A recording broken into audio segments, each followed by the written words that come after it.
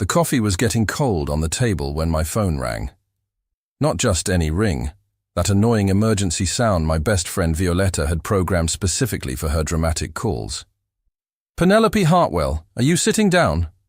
Her voice came loaded with that tension that precedes either catastrophes or miracles. "Vi, it's 7 in the morning on a Monday. Of course I'm sitting down, trying to pretend I'm a functional human being." I grabbed the cup, ignoring the fact that the coffee already tasted like wet paper. "I need you to come to the office. Now." "What office? You work at a flower shop." "My lawyer cousin's office, silly. Remember I told you he deals with different cases?" I sighed. Violetta had the habit of creating suspense where none existed. "Vi, my rent is 3 months overdue. I have £27 in my account, and my fridge only has an expired yogurt. I'm not in the mood for your morning mysteries. That's exactly why you need to come. This could be the solution to all your problems." An hour later, I was sitting in a leather armchair that probably cost more than my annual salary, looking at Maximiliano Roswell, Violetta's lawyer cousin who apparently had a proposal that would change my life. "Miss Hartwell," he began, adjusting his designer glasses. "I'll be direct. I have a client who needs a wife. Temporary, of course." I almost choked on the coffee he had offered. "Sorry, come again?" 6 months.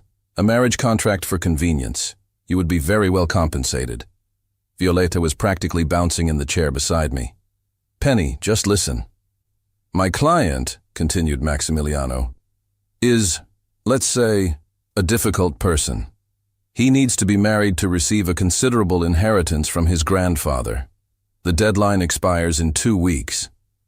And why doesn't he marry someone from his social circle?" "Ah, well." The lawyer hesitated. "Let's say my client has a reputation that drives away genuine suitors. He needs someone who has no romantic expectations." Violetta poked my arm. "Penny, he's offering £200,000. My heart stopped. 200... what? £200,000 for the 6-month period, plus all expenses paid, a complete wardrobe, housing in one of his properties. The room spun a little. £200,000. I could pay off all my debts, help my mother with her treatment, maybe even take that specialization I'd always dreamed of. "Is there a catch?" I asked, suspicious. "Well, you would have to live with Evander Blackthorne for 6 months. The name was vaguely familiar. The businessman, the one who appears in magazines as the most desired and unattainable bachelor. The same one. Although the magazines don't mention that he's also known as the most impossible man in London. Violetta rolled her eyes. "Penny, how many people die from living with rich men? You've lived with worse people for much less money." She was right. My last job as assistant to a temperamental chef almost gave me an ulcer, and I earned a pittance. "Where would I sign this contract?" I heard my own voice asking, as if it belonged to someone else. Maximiliano smiled. "First, you need to meet Evander. He wants to approve the candidate." "Candidate? This isn't an audition." "For him it is." The lawyer checked his watch. "Actually, he's waiting downstairs in the car. I thought if you agreed, we could resolve this today." My stomach nodded. "He's here." Black BMW, tinted windows, probably looking at his watch impatiently with a sour face. I looked out the window and saw the car. Elegant, intimidating. Exactly the type of vehicle I avoided looking at for too long on the street so I wouldn't feel even poorer. "Penny." Violetta held my hand. 6 months. "Just pretend you like a rich guy for 6 months. You've pretended to like poor guys for much longer." I took a deep breath. My life was chaos anyway. What difference would it make to add a bad-tempered millionaire to the mix? "Okay," I said, standing up. "But if he's a complete psychopath, I'm running back upstairs, and you'll have to explain me to the police." We went down to the reception, and through the glass door, I could see the man leaning against the car. Even from a distance, there was something in his posture that screamed authority and impatience. Maximiliano pushed the door and waved. The man approached, and each step seemed calculated to intimidate. Evander Blackthorne was exactly the type of man you see on magazine covers and think, this guy would never look in my direction. Tall, perfectly styled dark hair, a suit that probably cost more than my car, if I had one, and an expression that suggested he'd rather be literally anywhere else. "Miss Hartwell," he said, and even my name sounded too formal in his voice. "I'm Evander Blackthorne." I extended my hand. "Penelope, or Penny, either works." He shook my hand briefly, as if fulfilling a tedious protocol. His eyes, green I noticed involuntarily, analyzed me from head to toe in a scrutiny that made me want to check if I had coffee on my blouse. "Max told me you're interested in the proposal." Interested is a strong word. Desperate would be more accurate. For a second, just a second, I thought I saw an almost smile on his lips. But it passed so quickly I probably imagined it. Honesty, that's rare. He checked a watch that probably cost more than my yearly salary. "Do you have any experience in acting?" "Acting what?" "A loving wife." I laughed involuntarily. "Well, I've dated some guys who didn't deserve even a bit of the affection I showed them, so I'd say I have plenty of experience with that." This time, I'm sure I saw the corner of his mouth move. Almost imperceptibly, but it moved. "The rules are simple," he continued. "You'll live in my house. We'll appear together at social events. You'll wear a convincing engagement ring and act like a devoted wife when necessary. In 6 months, we divorce discreetly, you receive payment and return to your life. And you receive your inheritance." "Exactly. What's the catch?" "There's no catch. Just, I'm not an easy person to live with." Violetta whispered, "Accept it, Penny." I looked at Evander. He was intimidating, clearly used to getting what he wanted.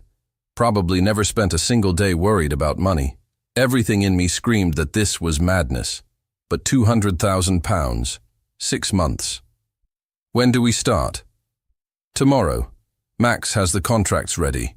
You would sign today and move to my house tomorrow morning." "Your house?" "Mansion, technically, in Hampstead. You'll have your own room, obviously." "Of course." As if a man like him would want any kind of intimacy with someone like me. "And what about expectations?" "Be convincing in public. In private, let's maintain the minimum necessary interaction. Practical, direct. No room for misunderstandings or, God forbid, inconvenient feelings." "Okay," I said, extending my hand again. "We have a deal, Mr. Blackthorne." He shook my hand, and this time, the contact lasted a second longer. "Evander, if we're going to be married, you can call me by my name." And that's how, on any Monday morning, I agreed to marry a complete stranger for money. Violetta was radiant. "Penny, you're going to be rich." Evander was already heading back to the car. "Max will handle the details. See you tomorrow, Penelope." I watched the BMW disappear around the corner, and a single question echoed in my mind. What exactly was I getting myself into? The black BMW pulled up to what I could only describe as a house that had clearly gotten confused and thought it was Buckingham Palace. "Holy," I whispered, pressing my face against the window like a kid at a candy store. "Language, Mrs. Blackthorne," Evander said dryly from the driver's seat, and I nearly jumped out of my skin. "We're not actually married yet." "We will be in 3 hours. The ceremony is at 2. I choked on my own saliva. "Today? You didn't mention we were getting married today." "I told you the deadline was tight." He parked in front of a fountain that probably cost more than my entire neighborhood. "Don't worry, it's just paperwork. 2 witnesses, sign here, done." Just paperwork. Right. Because that's exactly how every little girl dreams of her wedding day. The front door opened before we even got out of the car, and a woman who looked like she'd stepped out of a period drama appeared.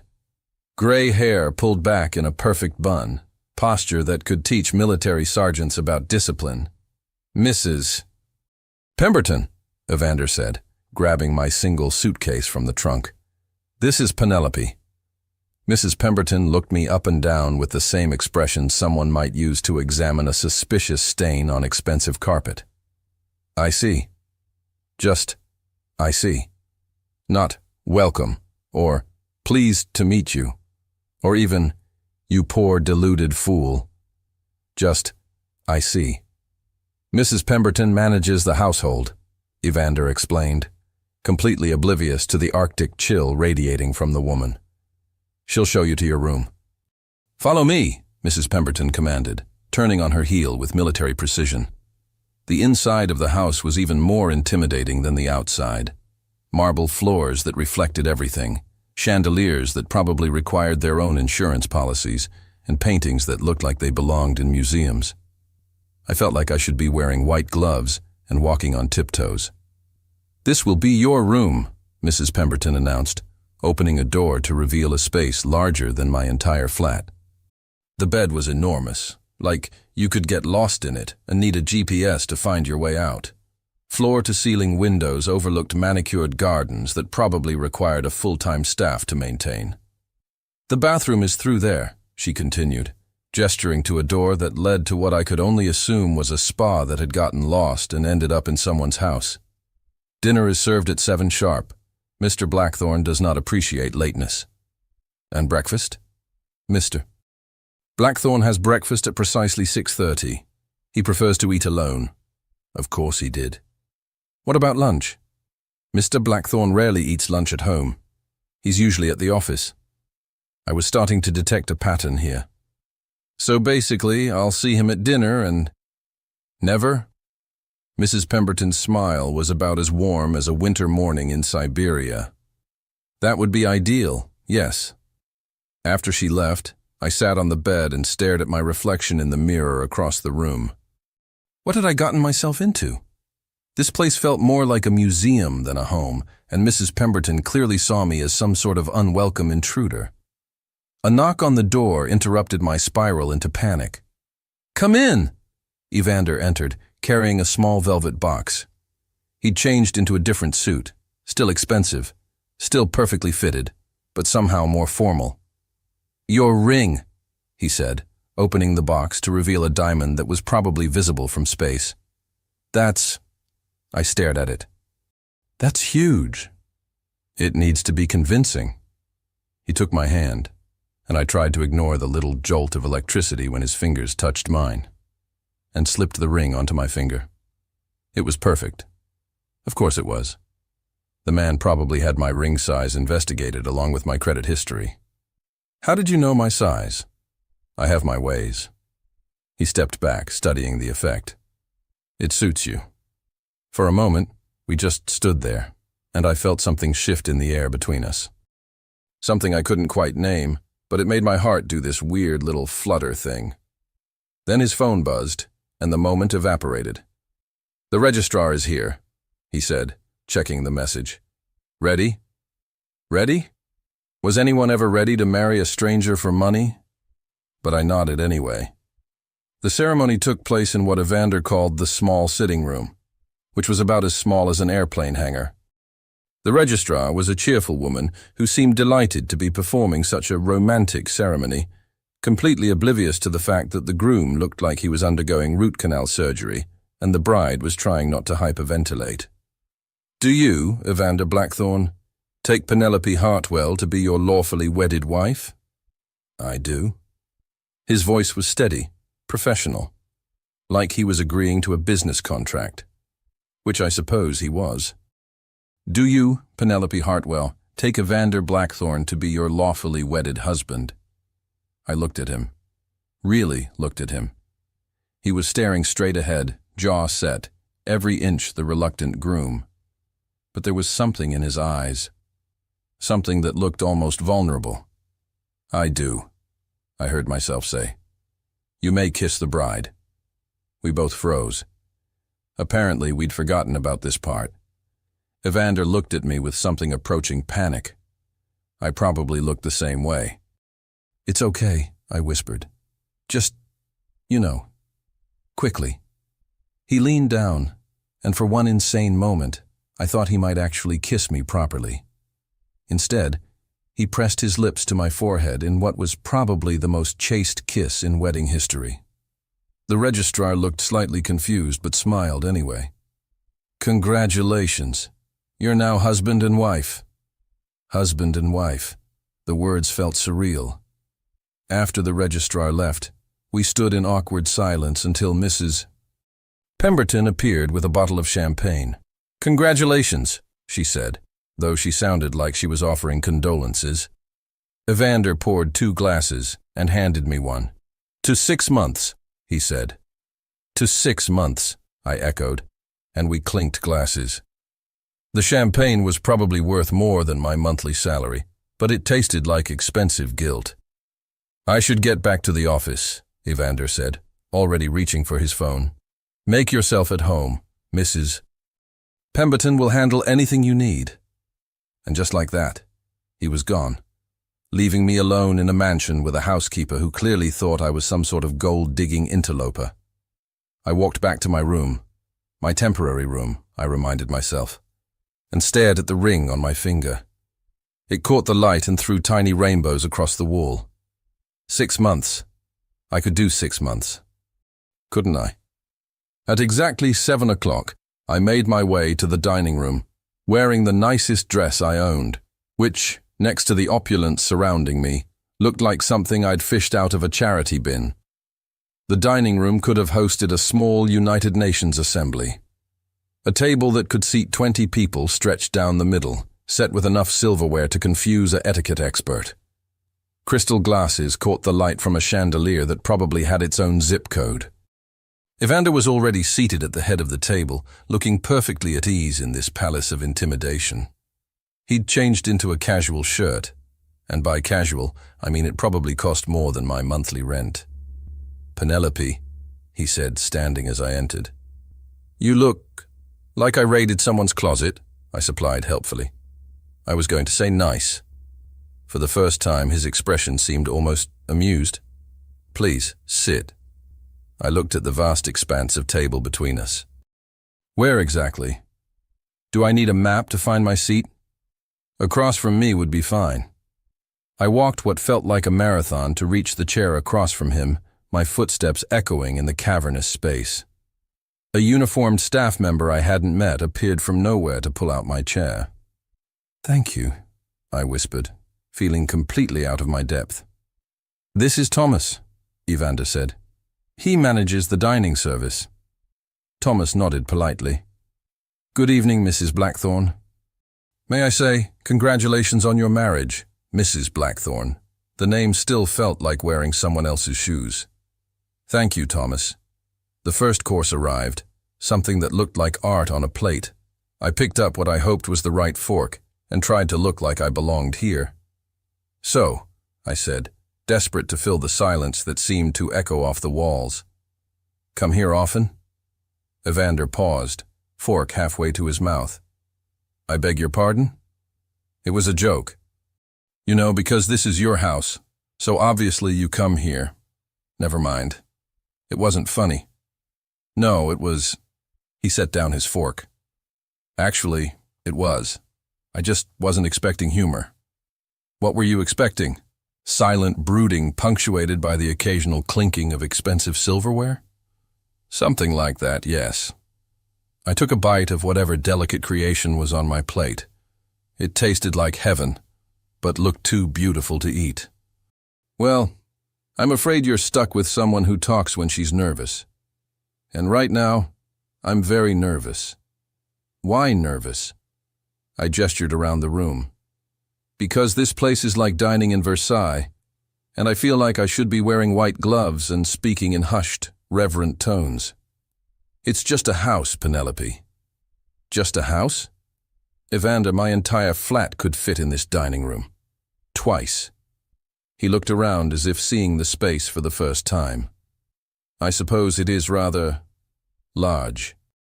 "Large? The Titanic was large. This is magnificent and terrifying." Thomas appeared to clear our plates and serve the next course. I was starting to understand why rich people were thin. You spent so much time trying not to embarrass yourself that you forgot to eat. "Tell me about yourself," Evander said suddenly. "What do you want to know?" Anything. Everything. If we're going to convince people we're married, I should probably know more about you than your name and financial situation. Right. This was all pretend. I kept forgetting that part. Well, I'm 28. I have a degree in English literature that's about as useful as a chocolate teapot, and I've worked more jobs than I care to count. What kind of jobs? Waitress, shop assistant, dog walker, assistant to that temperamental chef I mentioned, receptionist at a dental office where the dentist hit on every female patient under 60. I paused. What about you? Besides being mysteriously wealthy and intimidating, I run several companies. Import, export mostly. Some real estate development. That's it? That's your whole life story? It's sufficient. Evander, if someone asks me about my husband's hobbies, I can't say, he imports and exports things mysteriously. For the first time since I'd met him, he actually smiled. Not a half smile or an almost smile, but a real, genuine smile that transformed his entire face. You think I'm mysterious? I think you're the human equivalent of a locked safe. All smooth exterior and hidden contents. Perhaps that's intentional. Perhaps. But I'm good with locks. Something flickered in his eyes. Interest? Amusement? Before I could analyze it, Thomas returned with dessert. Something chocolate and decadent that probably had its own trust fund. There's something else we need to discuss, Evander said, his business mask sliding back into place. My grandmother. You have a grandmother? She's formidable. She'll want to meet you. Soon. How formidable are we talking? Stern but loving grandmother or dragon lady who eats people for breakfast? The latter. I nearly choked on my chocolate mousse. Wonderful. Any survival tips? Don't let her intimidate you. She respects strength. What if I don't have any strength? What if I'm just held together by coffee and stubborn determination? Then fake it. He leaned forward slightly. She's expecting to meet my wife next weekend, at her estate in the Cotswolds. A whole weekend? With Dragon Grandmother? Her name is Lady Constance Blackthorne. And yes, a whole weekend. I put down my spoon. Evander, I don't know how to be a rich person's wife. I don't know which fork to use or how to make small talk about yacht parties or whatever it is you people talk about. You people? You know, rich people. People who have dining rooms larger than most people's houses. You'll be fine. How can you be so sure? He was quiet for a moment, studying me with those disconcerting green eyes. Because you're not what I expected. What did you expect? Someone easier to ignore. The words hung in the air between us, loaded with something I couldn't quite identify. My heart did that fluttery thing again, which was completely inappropriate considering this was a business arrangement. Well, I said, trying to keep my voice light. Sorry to disappoint. You haven't disappointed me, Penelope. His voice was softer now, almost gentle. Quite the opposite. Before I could process what that meant, he stood abruptly. I have some work to finish. Good night. And just like that, he was gone, leaving me alone in the enormous dining room with a half-eaten dessert and a head full of questions. What had just happened? And why did I suddenly feel like this fake marriage might become more complicated than either of us had bargained for? I couldn't sleep. Not because the bed wasn't comfortable. It was like sleeping on a cloud made of Egyptian cotton and good intentions. No, I couldn't sleep, because my brain insisted on replaying every moment of dinner, particularly that last exchange with Evander. You're not what I expected. What did that mean? And why did my stomach do gymnastics every time I thought about the way he'd looked at me when he said it? At 2 a.m, I gave up on sleep and decided to explore. If I was going to live here for 6 months, I might as well figure out where everything was. Plus, houses this size probably had kitchens with actual food, not just whatever fancy art they'd served at dinner. I crept out of my room, feeling like a burglar in my own temporary home. The hallways were dimly lit by automatic sensors, casting everything in an ethereal glow that made the mansion feel even more like a museum after hours. I was trying to remember which direction led to the kitchen when I heard piano music. Soft, melancholic, and absolutely beautiful. Following the sound, I found myself outside a partially open door. Through the crack, I could see Evander sitting at a grand piano, his fingers moving across the keys with surprising grace. He'd changed out of his dinner clothes into jeans and a simple t-shirt, and somehow he looked more human, more accessible. The music was heartbreaking, complex and layered, full of emotion that I would never have expected from the controlled businessman I'd met. This was someone's soul being poured out through ivory keys. I must have shifted or made some sound because suddenly the music stopped. "I know you're there, Penelope." Busted. I pushed the door open fully. "Sorry." I couldn't sleep, and I heard, "That was beautiful." He turned on the bench to face me, and I was struck again by how different he looked. Younger, somehow. Less armored. "You play?" he asked. "Piano? God, no. I tried to learn when I was 8, but I have the musical ability of a tone-deaf walrus." I stepped into the room. "But I know beautiful when I hear it. That was... wow. It helps me think." "What were you thinking about?" He was quiet for so long I thought he wouldn't answer. "My grandfather. He taught me to play." "The one who left you the inheritance?" "The same." His expression darkened, though his idea of teaching involved a ruler across the knuckles when I hit wrong notes. "That's awful." It was effective. He stood from the piano, closing the lid with careful precision. "What brought you wandering the halls at 2 in the morning?" "Couldn't sleep. Too many thoughts spinning around in my head." "Such as?" I debated how honest to be. Wondering what I've gotten myself into. Wondering if I can actually pull this off. Wondering what you meant when you said I wasn't what you expected. He studied me for a moment. "Would you like some tea?" I was about to make some anyway. "You make your own tea? Don't you have people for that?" "Sometimes I prefer to do things myself." The kitchen, when we reached it, was a monument to culinary perfection. All gleaming surfaces and appliances that probably cost more than most cars. Evander moved through it with surprising familiarity, filling a kettle and retrieving cups from a cabinet. "So," I said, hoisting myself onto a counter stool, "what did you expect when you agreed to this arrangement?" "Someone quieter, more deferential." He leaned against the counter while we waited for the water to boil. Someone who would fade into the background and not ask uncomfortable questions. "Sorry to disappoint." "I told you. You haven't disappointed me." He paused. "If anything, you've surprised me." "How?" "You're not intimidated by any of this."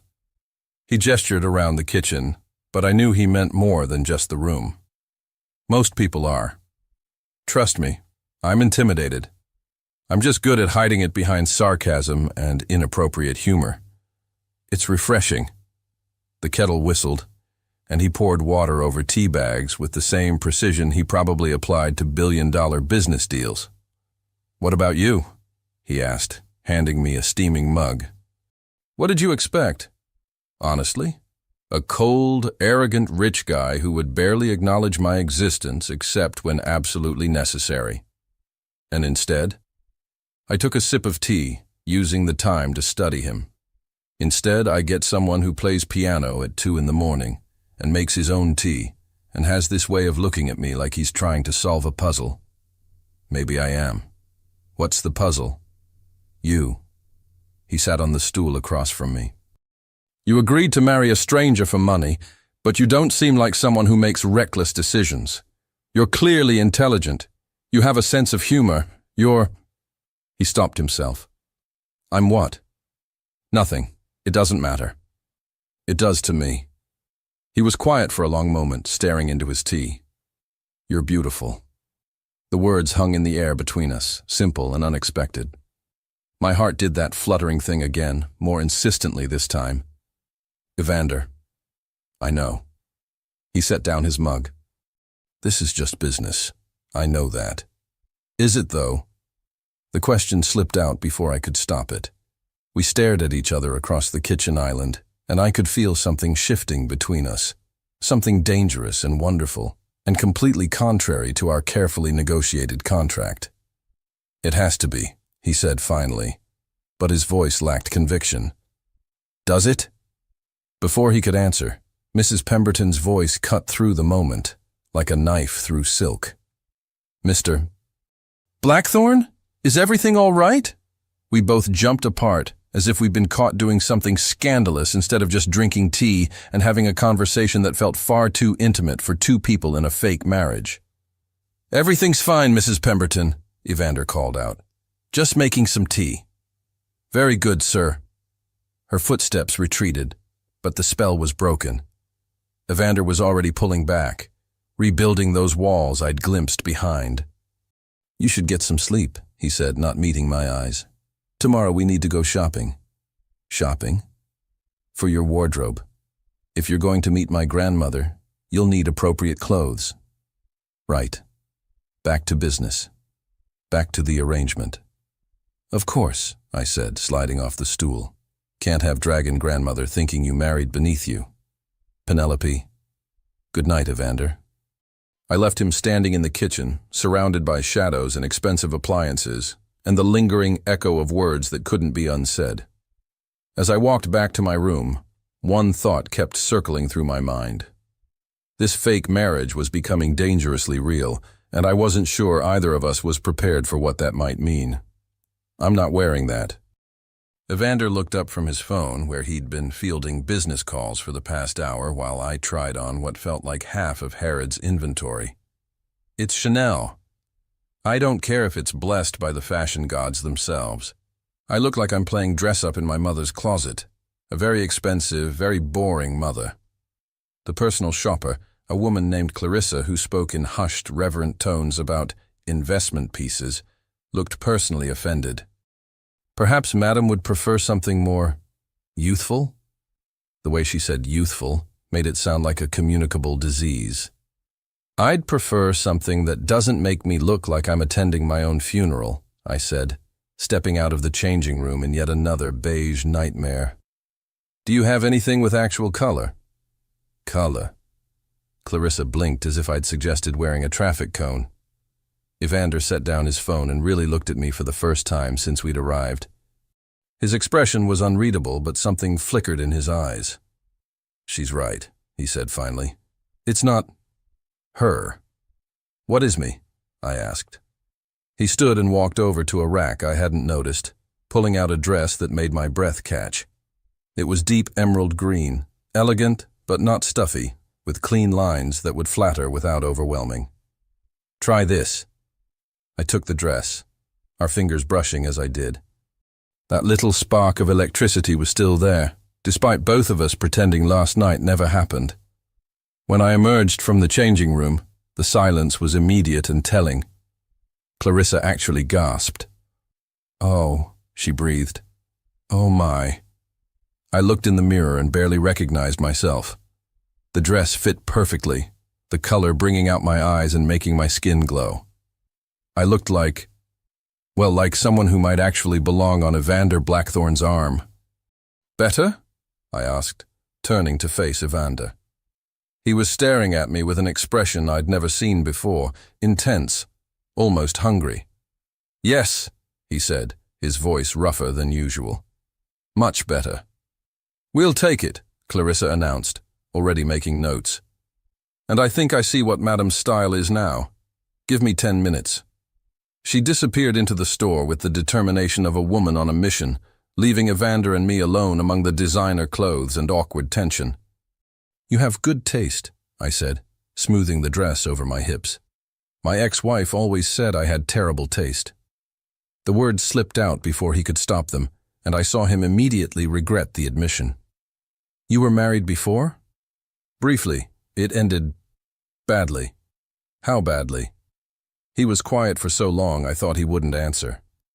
"She married me for my money and left me for my best friend. Also for my money." Ouch. It was a long time ago. But it still stings. It taught me to be more careful about people's motivations. I understood now why he'd been so insistent on this being purely business. Why he'd pulled away last night when things started feeling too real. Is that why you didn't want a real relationship for this inheritance thing? Because you don't trust anyone's motives? Partly. Evander, I started, but Clarissa returned with an armload of clothes, and the moment was lost. The next hour was a blur of trying on outfits that actually suited me, thanks to Evander's intervention. Dresses, skirts, blouses, shoes, accessories, enough to clothe a small country.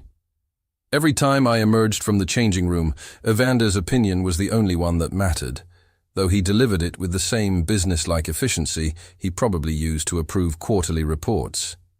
That works. No, too formal. Perfect for dinner with grandmother. But every now and then, I caught him looking at me with something that definitely wasn't businesslike. "I think that's enough for today," he finally said, after I'd modeled what felt like my 50th outfit. "Thank God," I muttered, collapsing into a chair. I never realized shopping could be so exhausting. You did well. I stood there while other people dressed me like a very expensive doll. It's not exactly a marketable skill. Clarissa was busy arranging for everything to be delivered to the house, speaking in hushed tones about alterations and timing. I watched her work, still feeling surreal about the whole experience. "Penelope." I turned to find Evander watching me with that intense look again. "About last night. We don't have to talk about it. Don't we?" Before I could answer, my phone rang. Violeta's ringtone. "Sorry, I should take this." I stepped away, grateful for the interruption. "Vi, what's up?" "Penny, how's married life? Are you living like a queen yet?" "Something like that." "You sound weird. What's wrong?" I glanced back at Evander, who was pretending to check his own phone but was clearly listening. "Nothing's wrong. Everything's fine." "Liar. I can hear it in your voice." "What happened?" "Nothing happened." "Penny." "Okay. Maybe something almost happened, but it didn't, and it can't. Because this is just business." "What kind of something?" I lowered my voice. "The kind of something that could make this whole arrangement very complicated." "Oh my God, you like him." "I don't like him." "You totally like him. Penny, this is amazing." "No, it's not amazing. It's a disaster. This is supposed to be fake, Vi. Fake marriage, fake affection, fake everything. If I start developing real feelings, then maybe it becomes real." "It can't become real. He's made it very clear this is temporary." "But what if he's changing his mind too?" I looked at Evander again. He was watching me now, not even pretending otherwise. "I have to go," I said into the phone. "Penny, wait." I hung up and walked back to where Evander was standing. "Everything all right?" he asked. "Fine. Just Violeta checking in." "Ready to go?" "Yes." But as we left the store, packages being loaded into his car by helpful staff, I couldn't shake the feeling that something fundamental had shifted between us today. Something that had nothing to do with expensive clothes and everything to do with the way he'd looked at me in that green dress. Something that was going to make the next 5.5 months either wonderful or unbearable. Possibly both. The Cotswolds estate looked like something out of a period drama. All rolling hills, ancient stone, and gardens that probably required a small army to maintain. As we pulled up the circular drive, I felt my confidence, carefully built up over the week, crumble like a poorly made souffle. "Remind me again why your grandmother lives in what appears to be a small castle?" I asked, adjusting the emerald dress I'd chosen for maximum armor-like confidence. "She says modern houses lack character." Evander parked in front of steps that led to doors large enough for a giant. "She's probably watching us from the morning room window right now." "Judging us?" "Definitely judging us." "Wonderful." I checked my reflection in the side mirror one more time. "Any last-minute survival tips?" "Don't let her intimidate you." "That's it? That's your advice? Don't let the terrifying matriarch intimidate me? And whatever you do, don't mention your job as a dog walker." "What's wrong with dog walking?" "She thinks animals should know their place." Before I could ask what that even meant, the massive front doors opened, and a woman emerged who could only be Lady Constance Blackthorne. She was exactly what I'd expected, silver hair pulled into a perfect chignon, posture that could shame a ballet dancer, and an expression that suggested she'd been born disapproving of something. "Evander," she said as we approached, offering her cheek for a kiss. "You're late." "Traffic, grandmother. Traffic is for people who don't plan ahead." Her pale blue eyes turned to me, and I felt like a specimen under a microscope. "You must be Penelope." "Lady Blackthorne," I said, extending my hand. "It's wonderful to meet you." She looked at my outstretched hand as if I'd offered her a dead fish. "How American. Actually, I'm English." She turned and walked back toward the house, clearly expecting us to follow. "Tea is in the morning room. Try not to drip on the carpet." I looked at Evander. "Drip?" "She means don't spill anything. The carpet is 18th century. "Of course it is." The morning room was a monument to old money and older furniture. Everything was antique, expensive, and looked like it would break if you breathed on it too hard. Lady Constance settled into a chair that was probably older than my entire family tree. "Sit," she commanded, gesturing to a sofa that looked about as comfortable as a church pew. I perched on the edge, trying to look like I belonged here. Evander sat beside me, close enough that I could feel the tension radiating from him. "So," Lady Constance began, pouring tea from a service that probably belonged in a museum, "tell me about yourself, Penelope. Evander has been remarkably tight-lipped about his sudden marriage." "Well, Sugar?" she interrupted, holding up delicate silver tongs. "Please. 1 lump or 2? 2, please." She added exactly 2 lumps, with the precision of a surgeon. "Milk?" "Yes, thank you." "How much milk?" I glanced at Evander, who looked like he wanted to disappear into the upholstery. Just a splash." "A splash is not a measurement, dear. This much or this much?" She held the milk jug at 2 different angles. The first one?" She added milk with the same surgical precision, then handed me a cup that probably cost more than my monthly salary had been. "Now then," she continued, settling back with her own cup, "where did you meet my grandson?" This was it. The moment we'd rehearsed. I took a breath. "Through mutual friends. We just clicked." "Clicked." She made it sound like a medical condition. "How romantic. And what do you do for work?" "I'm between jobs at the moment." Unemployed. Temporarily." "Of course." She sipped her tea with the delicacy of someone who'd been doing this particular ritual for decades. "And your family?" "My mother lives in Brighton. She's a nurse." "A nurse? How practical." The way she said practical made it sound like leprosy. "I think nursing is noble," I said, feeling my temper start to rise. "Helping people, caring for them when they're vulnerable." "Indeed."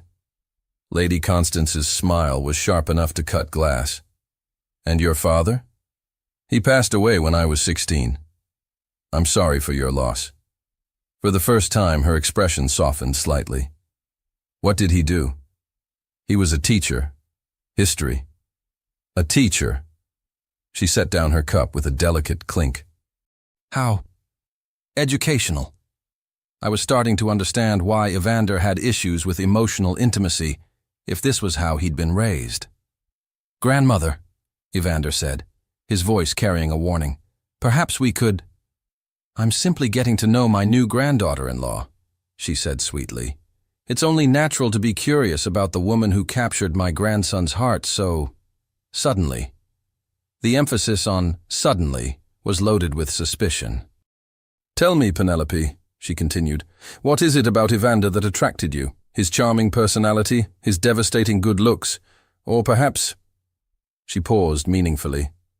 "His financial security." The room went dead silent. Even the antique clock seemed to stop ticking. "Grandmother," Evander said, his voice dangerously quiet. "I'm sorry," I said, setting down my teacup with more force than necessary. Are you asking if I married your grandson for his money? I'm simply noting that the timing of this romance seems rather convenient. Something snapped inside me. Maybe it was the condescending tone. Maybe it was the way she was treating Evander like a commodity to be protected. Or maybe I was just tired of rich people assuming everyone else was after their money. You're right, I said, standing up.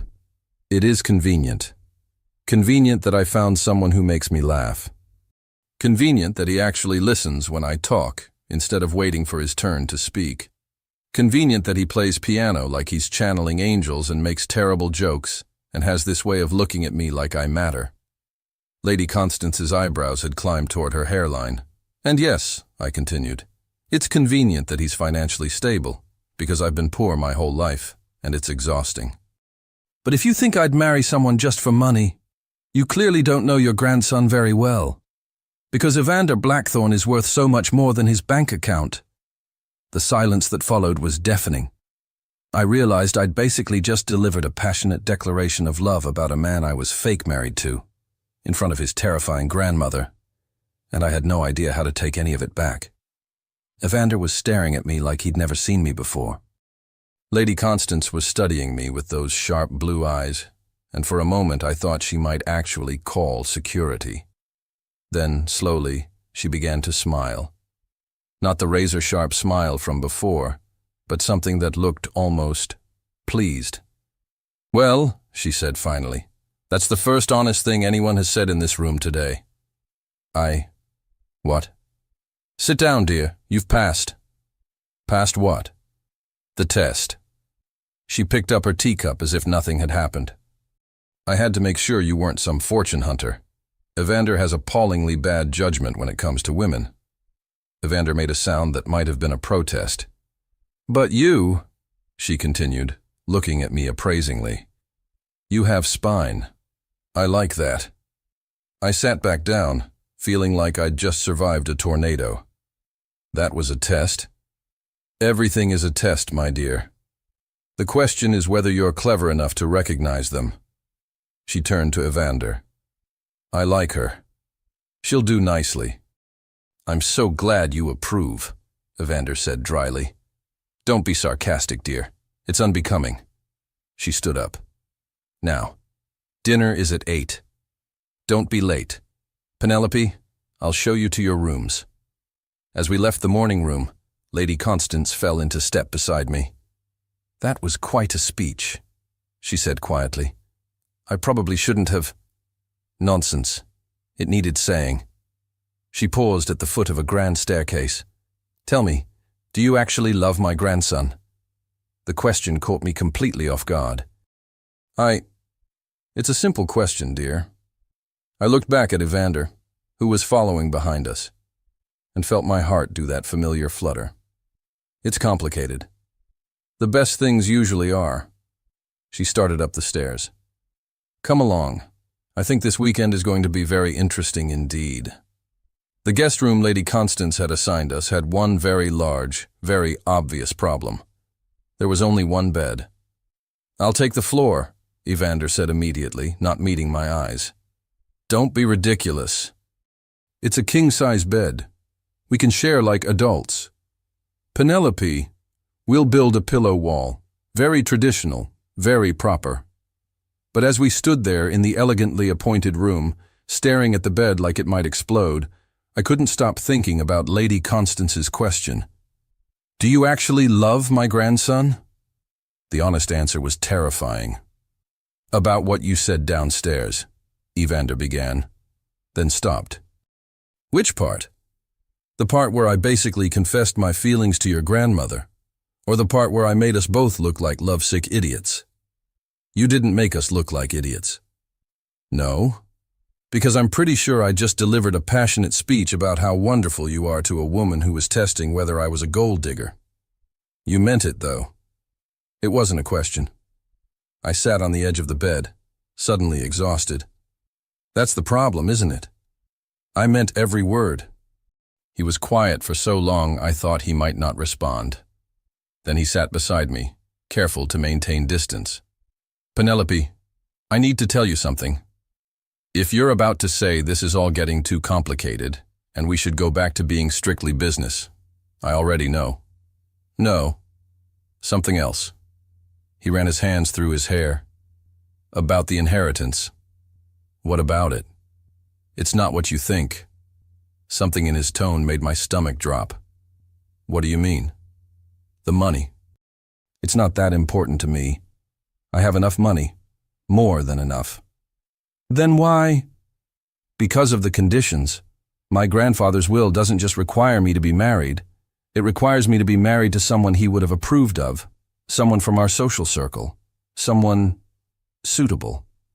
The pieces started clicking together. And you thought hiring a fake wife would be easier than finding a real one he'd approve of. Partly. What's the other part? He stood and walked to the window, looking out at the perfectly manicured gardens. The inheritance isn't just money, Penelope. It's a trust. A foundation that supports dozens of charities, funds scholarships for underprivileged children, maintains historical properties. That sounds wonderful. It is. And if I don't meet the conditions by next month, it all goes to my cousin Marcus. What's wrong with Marcus? Marcus thinks charity is a 4-letter word. He'd dismantle everything my grandfather built and pocket the money. I stared at his back, understanding dawning. You didn't marry me for money. You married me to save your grandfather's legacy. Yes. And you thought telling me that would make me more likely to back out. Wouldn't it? It's a lot of pressure, a lot of responsibility. I stood and walked over to him. Evander, look at me. He turned, and I saw something in his eyes I hadn't seen before. Vulnerability. Fear. Do you think I'm the kind of person who would walk away from helping children get scholarships because it's complicated? No. Then why didn't you trust me with the truth? Because... He stopped, struggled with the words. Because somewhere along the way, this stopped being about the inheritance for me. My heart stopped. What? You asked me once what I was thinking about when I played piano. That night, I was thinking about you. Evander, I was thinking about how you make me laugh. How you're not intimidated by any of this. He gestured around the opulent room. How you stood up to my grandmother. How you defended me like I was worth defending. You are worth defending. And I was thinking about how, for the first time in years, I don't dread coming home. Because you're there. The words hung in the air between us, loaded with everything we'd been trying not to say. This is a disaster, I whispered. I know. We agreed this was temporary. I know. We're supposed to divorce in 4 months. I know. But I'm falling in love with you. The confession slipped out before I could stop it. Evander's eyes widened, and for a moment, I thought he might step away. Instead, he moved closer. You are. Completely. Irrevocably. Stupidly in love with you. Penelope. I know it's not what we agreed. I know it complicates everything. But I can't pretend anymore that this is just business. He reached up and cupped my face in his hands. Good. Because I can't pretend either. You can't? I'm in love with you too. Completely. Irrevocably. And probably stupidly. Before I could respond, he kissed me. Really kissed me. Not the chaste forehead kiss from our wedding, but a real kiss that made my knees weak and my heart race, and made me understand why people wrote poetry about this sort of thing. When we broke apart, we were both breathing hard. So what do we do now? I asked. I don't know. I've never been in love with my fake wife before. I've never been anyone's fake wife before, so we're both in uncharted territory. A knock on the door interrupted us. Evander, Penelope, dinner in 5 minutes. Lady Constance. Of course. We should go, Evander said, but he didn't move away. We should. Neither of us moved. 5 minutes, he said. 5 minutes. He kissed me again, and I thought dimly that we were probably going to be late for dinner. When we finally made it downstairs, Lady Constance took one look at us and smiled that sharp smile. You're late, she said. Sorry, grandmother. I can see what you were doing. Your hair is mussed and Penelope's lipstick is smudged. I touched my lips automatically, feeling heat rise in my cheeks. Sit, she commanded, but she looked pleased. We have things to discuss. Dinner was served in a dining room that made Evander's look modest. As we worked our way through courses that were probably created by someone with multiple culinary degrees, Lady Constance regaled us with stories about the family history, the estate, and her late husband. He would have liked you, she told me, as dessert was served. Charles had no patience for artificial people. Thank you. Don't thank me yet. I have a proposition. Evander and I exchanged glances.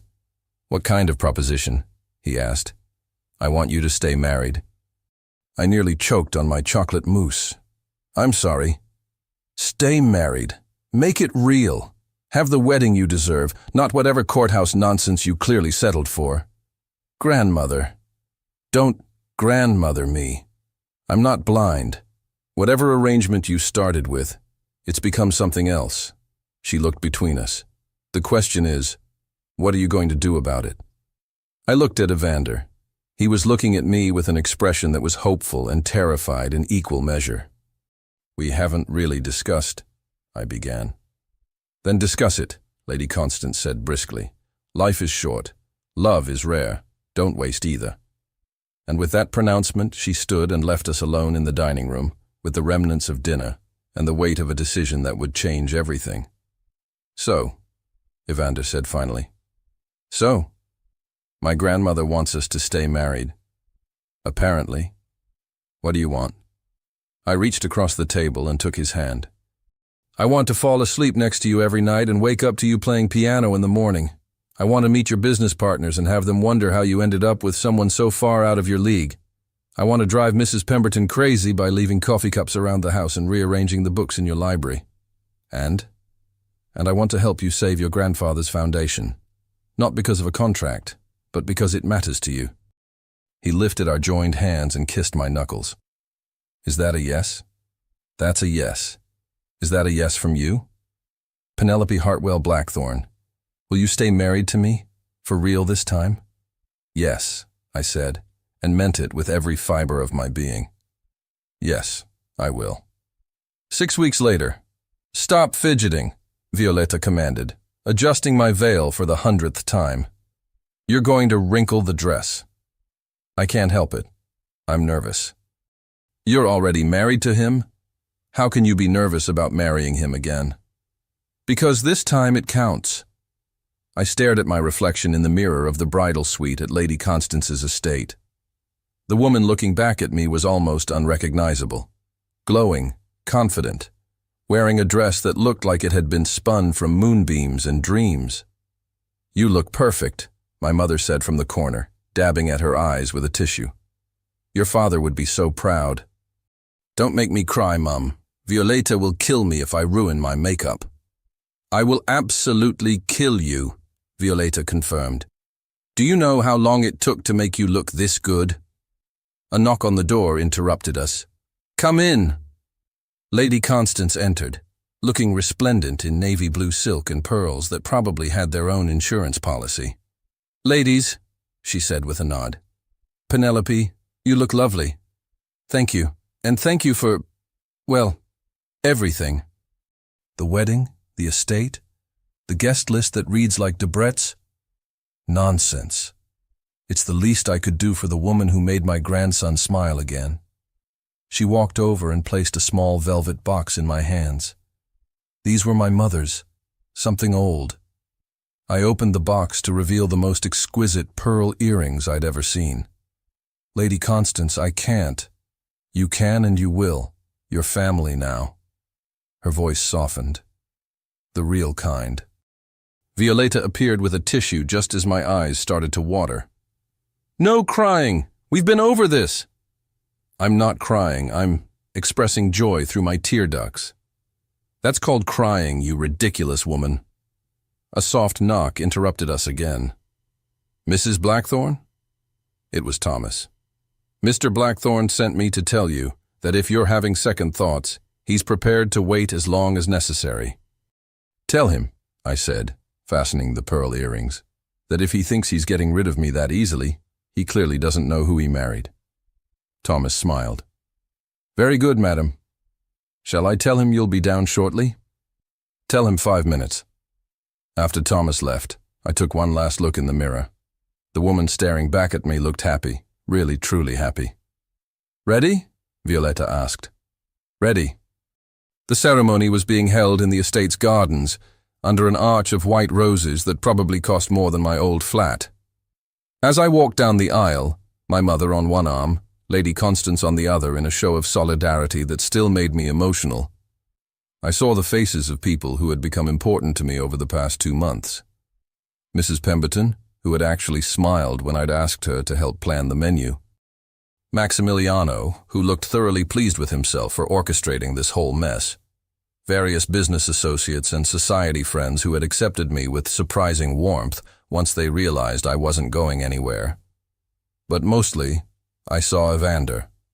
He was standing at the altar in a perfectly tailored morning coat, looking like every romance novel hero ever written. But it was the expression on his face that made my breath catch. Pure, undiluted love, mixed with something that looked like wonder, as if he couldn't quite believe this was really happening. When I reached him, he stepped forward and offered his arm. You look beautiful, he murmured as we turned to face the officiant. You clean up pretty well yourself. Are you ready for this? I've been ready since that night in the kitchen when you told me I was beautiful. His smile could have powered the entire estate. Good, because I wrote my own vows this time. You did what now? But the officiant was already beginning, and it was too late to panic about whatever Evander might say. The ceremony was everything our first wedding hadn't been, meaningful, romantic, and witnessed by people who actually cared about us. When it came time for vows, Evander took my hands and looked directly into my eyes. Penelope, he began, when I met you, I thought I was hiring an actress. Instead, I found the most genuine person I've ever known. You made me laugh when I'd forgotten how. You made me feel at home in my own house. You defended me to my grandmother like I was worth defending, and you made me believe I might be. I was definitely crying now, and I didn't care who noticed. I promised to play piano for you every morning if you want, to make terrible jokes, to let you rearrange my library and leave coffee cups wherever you like. I promised to love you not just for 6 months, but for the rest of my life. And I promise that every day with you will be an adventure I'm grateful for. When it was my turn, I somehow managed to speak through the happy tears. Evander, you asked me once what I expected from this arrangement. I expected a cold, arrogant rich man who would barely notice I existed.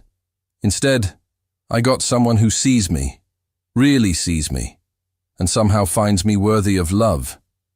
You've given me a home, a family, and a purpose I never knew I was looking for. I squeezed his hands, drawing strength from his steady presence. I promise to challenge you when you get too serious, to support your dreams, and to help you save every charity and foundation and cause you care about. I promise to love you through business meetings and family dinners and whatever other adventures life throws at us, and I promise that no matter how big this house is, you'll never come home to an empty heart. By the time I finished, there wasn't a dry eye in the audience. Even Mrs. Pemberton was dabbing at her face with a handkerchief. You may kiss the bride, the officiant said, beaming, and Evander did, thoroughly. To the point where Lady Constance had to clear her throat loudly to remind us we had an audience. The reception was a blur of congratulations, champagne and dancing under lights strung through the garden trees. But my favorite moment came later, when the party was winding down and I found Evander standing alone on the terrace, looking out over the gardens. Hiding from your own reception? I asked, slipping my arms around his waist from behind. Thinking. About? About how different my life is now. 6 months ago, I was convinced I'd never trust anyone enough to let them close. Now I can't imagine being without you. I leaned against his back, breathing in the scent of his cologne mixed with the evening air. Any regrets? Only one. My heart skipped. What? I wish I'd been brave enough to marry you for real the first time. We got there eventually. We did. He turned in my arms. Ready to go home, Mrs. Blackthorne? Home to the mansion where I still get lost trying to find the kitchen?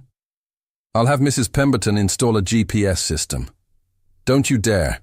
I like getting lost. It means you have to come find me. I'll always come find you, Penelope, no matter where you get lost.